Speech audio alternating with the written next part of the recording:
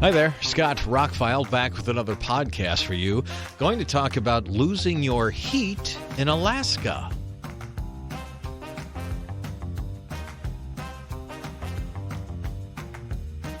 So my podcasts have been a little late this week because it was honestly too cold to work in my house.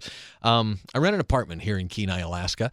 For those that haven't listened to previous podcasts about Alaska, the Kenai Peninsula is about the size of a small state, and it is protected on all sides. We have much milder weather than the rest of Alaska. So when you think of me in Alaska, it is not igloos and Eskimos and ice cubes. It is quite nice here, actually. We got a lot less winter than, say, Utah, Michigan, and other parts of the lower 48 did this year. But still, it's Alaska, and it's cold up here. So about 2 weeks ago, woke up in the morning and had no heat. Now, it only cooled off into the mid-60s, but, it's a little chilly, not too terrible. And I reported it, and the landlord was on it, and by that afternoon, the heat was fixed. Great, didn't think about it again. Week and a half goes by, and Tuesday, after a holiday, I wake up in the middle of the night to go to the bathroom, and it's 66 degrees in the house, which is lower than I have the thermostat set. And when I got up later that morning, it was 63 in the house. So reported it again that the heat was off, and he would get on it. Now, there's 4 apartments in my building, 3 buildings. Each apartment's 1,000 square feet. There's 2 upstairs and 2 downstairs. It's pretty quiet. I've got great neighbors. We all have dogs. It's actually a wonderful situation. But all 4 units are on the same boiler system, and we all have radiant heat in the floor. And I don't know how much you know about radiant heat, but it's wonderful. There's no forced air anything in our apartments. We don't have air conditioning. We don't have forced air heat because, well, it never gets that hot in the summer, and we have radiant heat throughout the entire 1,000 square foot place. So when you don't have radiant heat, your floors get cold. You're probably used to that in a normal forced air house, but for us, that's when you know the heat's not on, is when the floor starts getting ice cold. So I woke up this morning, like I said, it was 63, and the landlord jumped on it, and they worked on it all that day. That night told me, not good news, probably not going to have it for tomorrow. I'll bring you a heater. So he brought us a space heater. So I get the space heater, and guess what? He brought a fan instead of a space heater. But that's okay. I like sleeping in the cold, so that was fine. Spend another night in the cold. It'll be fine.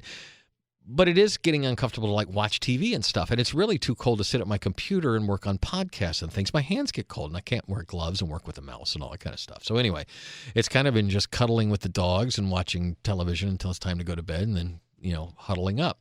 So I wake up the next morning, and it's 55 in the house. And it turns out that the thermostat cannot go below 55. So the worker is there all day working on it, and eventually they turn off the whole system, so it's blank. I have nothing on my thermostat, and we didn't have hot water either because this is a boiler system, right? So I get home from work, and later in the afternoon, I'm a little worried that this is the second day without heat. It's starting to get really cold in the house, right? So my landlord texts me, "You should have heat now."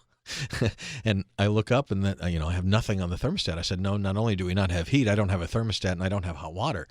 Oh, no. So long story short, it's going to be another day. So he brings a big space heater over, and things are going to be pretty good, right? So it turns out they had to buy a new brain, a new controller for the thing, and they didn't have one here in Kenai, so they had to drive to Anchorage, which is 4 hours one way, through mountain passes and snow and stuff like that. When they put the new one in, nothing worked. So they put the old one back in so we could have hot water, and everything started working again. Late last night, heat slowly came on. We're using the space heater. We're kind of in a corner of my living room watching TV with that heat blowing on us, and all of a sudden it's kind of getting warm in here. And so the heat slowly came on, and my landlord this morning was very happy about that. He texted me early this morning, wanted to make sure I had heat and hot water, and I said he did. It came on slowly last night. He said that's good news because he probably won't have to replace the boiler. Anyway, I hope it's fixed. And this was a semi-long story to tell you that you can survive with no heat in Alaska, but it's not real pleasant. The people below me had space heaters, but not much heat was going up through the floor because these are, not small places, and they're incredibly well built, by the way.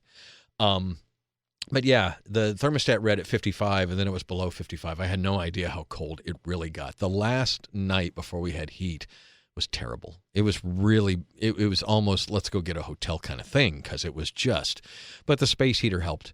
And we made it through, and now I have heat again. So hopefully they fixed all that and I won't have any more problems, but this was a long story to tell you why. Podcasts have been late this week. I have several recorded. I just haven't been able to put the music on them and upload them because it was too cold to sit at my computer.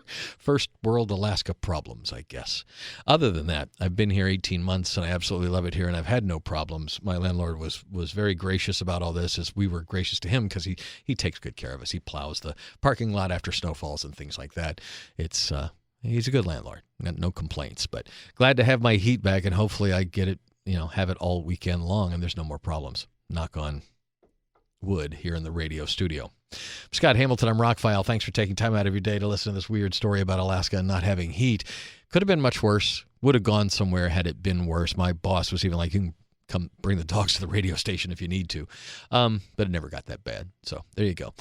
Neighbors pitched in, made sure the seniors around me had heaters. We all made sure everybody was taken care of. So it was an interesting 3 days of the week to not have heat. But my buddy was like, burn your coffee table. I'm like, my coffee table is glass and metal. Man, that thing got really cold. Anyway, keep your heat on no matter where you are. Stay warm this winter. Scott Hamilton and ROCKFILE. Thanks for checking out the podcast. My links are below. Have a spectacular day.